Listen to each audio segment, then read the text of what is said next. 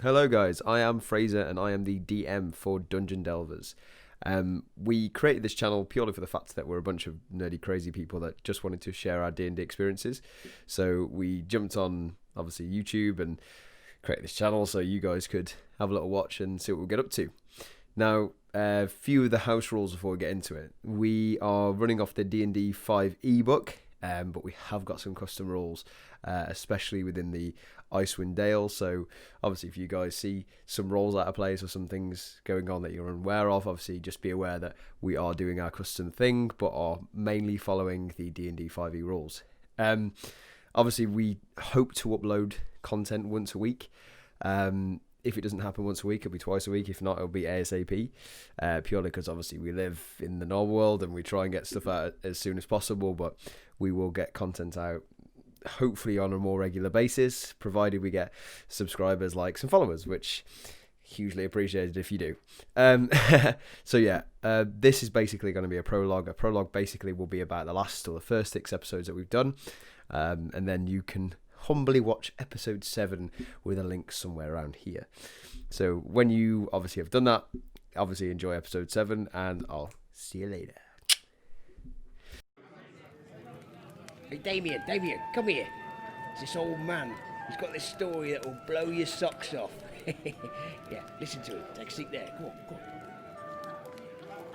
on. I see you've come to listen to the tale of Tentans and Oriel, the Frost Maiden. Well, grab a chair. I'm sure you'll be needing it for this adventure, as it's a long, dark tale full of twists, turns, and might and magic. Let's begin. Icewind Dale has become trapped in a perpetual winter. Ferocious blizzards make the mountain pass through the spine of the world exceedingly treacherous, and this land has not felt warmth of the sun in over 2 years. In fact, the sun no longer appears above the mountains, not even what should be the height of summer. In this frozen tundra, darkness, bitter cold reign as king and queen. Most Dale residents blame Oriel, the Frost Maiden, the god of winter's wrath. Shimmering ore that reaves across the sky each night is said to be her doing, a potent spell that keeps the sun at bay. Dale folk live in the scattering settlements known as the Tentans. The drop-off caravans coming from the south travel between settlements in the never-ending winter has left everyone feeling isolated. Although each town has resolved to appease the Frost Maiden with sacrifices of one or another, no respite from winter's fury seems forthcoming. For our adventurers and most of the residents in Tentowns, it's definitely a place to test one's mettle. And in spirit of heroes that have came before, it's a treacherous place to leave one's mark on this frigid, blighted land. Yes, get on with it, old man. We're here to talk about the heroes involved in this. Come on, let's get to the good stuff. You're quite right. Let's begin. First of our party made their way to the cozy, upbeat Blue Clam Tavern in one way or another.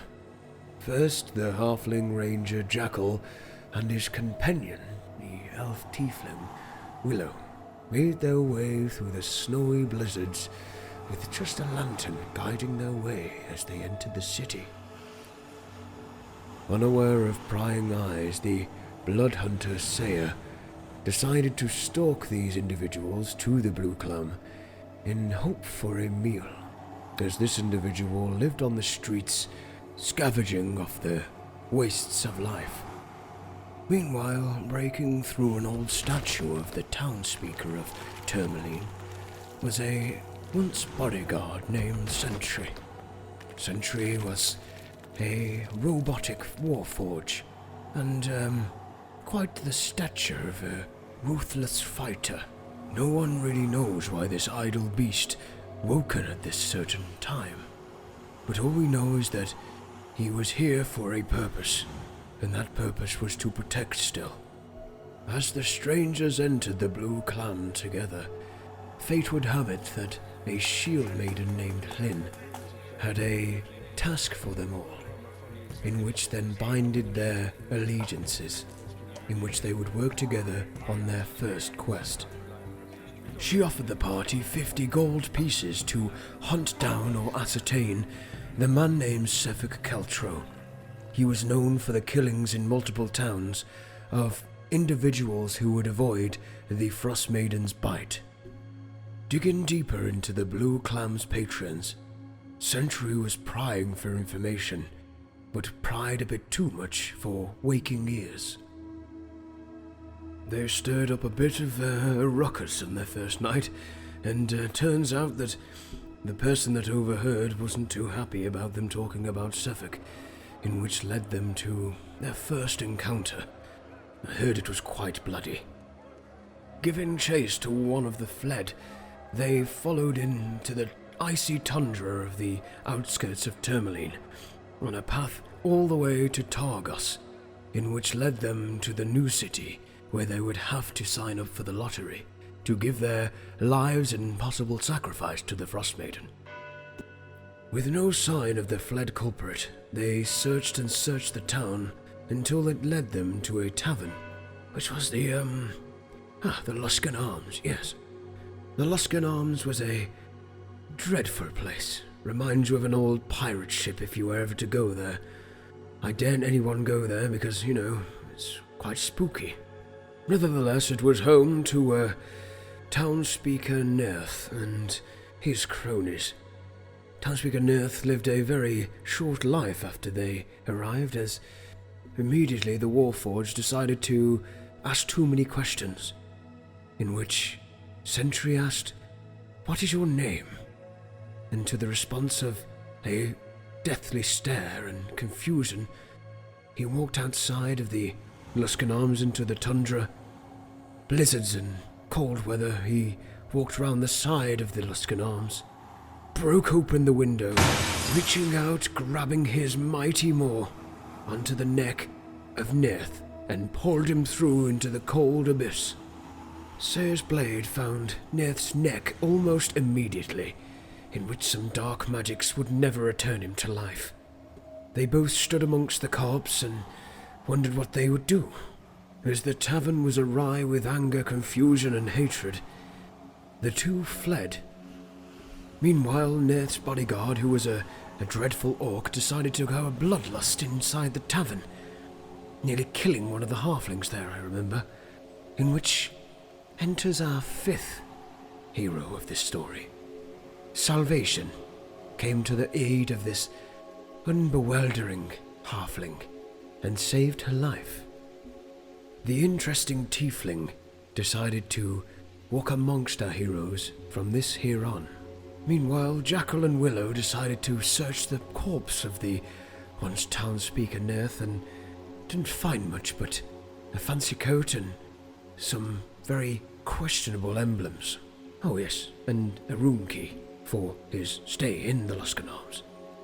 The inquisitive duo decided to find out what the room or accommodation of this once townspeaker looked like and see if there was any information about the Suffolk Keltro they were interested in.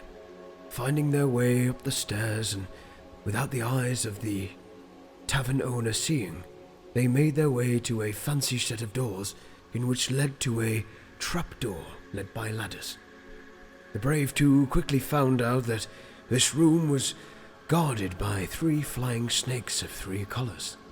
Trying to come to some reasonable solution, Salvation came up and joined them, in which Willow decided to take the form of a once townspeaker Nerth, then once again ran up the stairs to find the snakes weren't any longer intimidated by them, but were confused and thought Nerth was there before them. Locking the snakes back in their cage, Willow found many interesting hats and fancy memorabilia in this room, but found also a letter, a mysterious letter signed S. The letter stated, "The surprise election is to go as planned. The town militia denied Matthew's orders to clear the mine. Now we are sure to be advantageous." This coup got the party very interested, As Mashu was the town speaker of Tourmaline, they are sure to know and find more information were they to pry further. As they reconvened in the Luskan Arms, their fled companions had returned, only to find that as soon as one of them entered the building, Sefik threw a blade of ice into the stomach of Seir, and the battle had begun. I heard this was nearly the end of our party, but with some cunning moves from Sentry himself, and a very quick death came to Sefik. Wasting no time whatsoever, they returned back to Tourmaline to give Hlyn the fantastic news that they have apprehended and made waste of this killer. Unfortunately, they did not prove otherwise he was killing, but the first attack on Seir was enough evidence to make it so. Not wasting any time to return to the townspeaker and talk about the upcoming coup, they resounded with Speaker Matthew and decided to ask about his further plans and how they could assist him. Speaker Matthew had an issue with the gem mine, and to win back the patrons of Tourmaline he would to clear the mine of a rumour that the kobolds have moved in, and something possibly a bit darker as well. The party accepted the terms of the agreement and took no time at all to race towards the gem mine and abolish the creatures that lay within. This gem mine lay a huge pit thousands of deep beneath the earth's surface, known as the Underdark, in which our party traversed over a few times and did not see the kobold attempting to destroy all passageway over the upcoming bridges that they were to traverse over. Making quick work of the kobolds, they found themselves on the 3rd level. Down under the dark cave of this gem mine lay a very mysterious winged kobold, who, through some very quick and brief conversation, exposed its true form as a ghost, in which the party had a very, very disturbing fight. Salvation very quickly found out that this entity was attached to its satchel full of weird and wondrous things, and to remove the satchel would to be remove the ghost. After the party had convinced a few kobolds to return back to the town of Tourmaline to help with possible work and to relieve themselves of any hatred towards them, they headed back to the town, but were stopped quite immediately.